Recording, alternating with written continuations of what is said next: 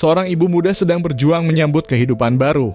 Tapi di saat yang paling genting itu, satu persatu pintu rumah sakit justru tertutup. Inilah kisah pilu Irene Sokoy, sebuah perjalanan persalinan yang berubah menjadi tragedi dan membuat satu keluarga kehilangan 2 nyawa sekaligus. Minggu siang 16 November 2025, Irene 33 tahun mulai merasakan kontraksi kuat di rumahnya di Kampung Hobong. Ketuban pecah, pembukaan sudah 6 dan rasa sakit makin tak tertahankan. Dengan satu-satunya transportasi yang ada, keluarga membawa Irene menggunakan speedboat menuju RSUD Yowari. Harapan mereka sederhana, ibu dan bayinya selamat. Tapi sesampainya di rumah sakit, keluarga menilai penanganan justru berjalan sangat lambat. Padahal perawat mengatakan pembukaan Irene sudah lengkap dan perkiraan berat bayi hampir 4 kg. Waktu terus berjalan, namun surat rujukan tidak kunjung selesai. Dari pukul 10 malam hingga hampir tengah malam, mereka masih menunggu. Hingga akhirnya ambulans baru tiba lewat pukul 1 dini hari. Dari sinilah, kata keluarga, putaran penolakan dimulai. Rumah sakit pertama yang dituju adalah RS Dian Harapan. Namun mereka disebut tak bisa menerima pasien karena ruangan penuh dan dokter anestesi tidak ada. Irene diarahkan ke RSUD Abepura, tapi lagi-lagi pintu itu tertutup. Ruang bersalin sedang direnovasi dan keluarga diminta mencari rumah sakit lain. Dalam kondisi semakin lemah, Irene dibawa ke RS Bayangkara. 2 perawat memeriksa ke dalam ambulans, dokter melihat rujukan. Keluarga memohon agar ia segera ditangani. Namun mereka diminta membayar uang muka 4 juta rupiah karena kamar yang tersedia disebut hanya kelas khusus. Sementara kamar untuk BPJS penuh. Keluarga sudah menjelaskan bahwa mereka hanya membawa uang kurang dari 1 juta. Tetapi administrasi tetap berdiri seperti tembok yang tak bisa ditembus. Keluarga kembali diarahkan menuju RSUD Jayapura. Ambulans melaju lagi berharap waktu masih cukup. Namun saat memasuki kawasan Entrop, kondisi Irene memburuk drastis. Ia kejang, mulutnya berbusa dan napasnya tersengal. Keluarga panik dan ambulans diputar kembali menuju RS Bayangkara karena lokasinya paling dekat. Tapi semuanya sudah terlambat.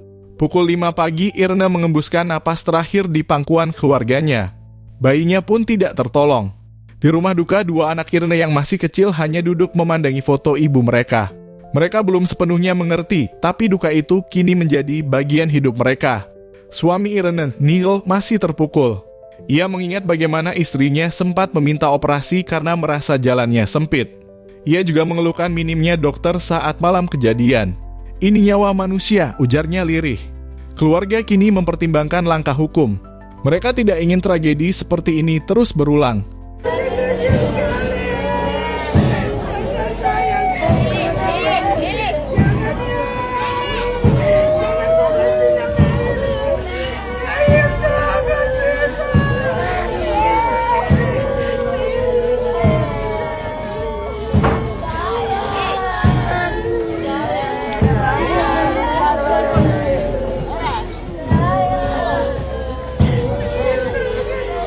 Kasus ini akhirnya mendapat perhatian Gubernur Papua, Matius Fakhiri.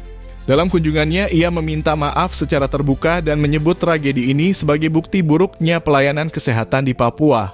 Ia berjanji mengevaluasi seluruh direktur rumah sakit dan memperbaiki layanan darurat yang seharusnya mengutamakan nyawa, bukan administrasi. Ternyata yang kita tunggu itu ambulansnya ada, petugas yang mantap tidak ada. Setelah itu kita datang sempat keluarga ribut, hanya mau ketemu dokter yang kasih itu. Kenapa sampai bisa ditolak-tolak? Kami keluarga sendiri ingin dengar penjelasan itu. Kenapa sampai bisa ditolak? Sedangkan kalian sudah kasih kami surat rujukan. Layanan kesehatan bagi ibu dan anak jangan coba-coba main-main. Jangan lihat dia datang dia punya uang atau tidak, layani dulu.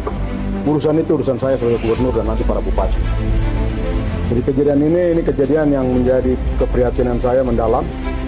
Dan saya pastikan rumah sakit yang singgah punya rumah pemerintah, minggu depan saya copot semua. Kasih ya.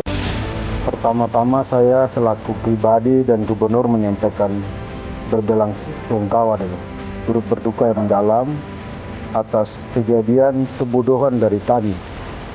Dari semua pemerintah saya ke bawah dan semua aparat yang ini kebodohan yang luar biasa dilakukan oleh pemerintah.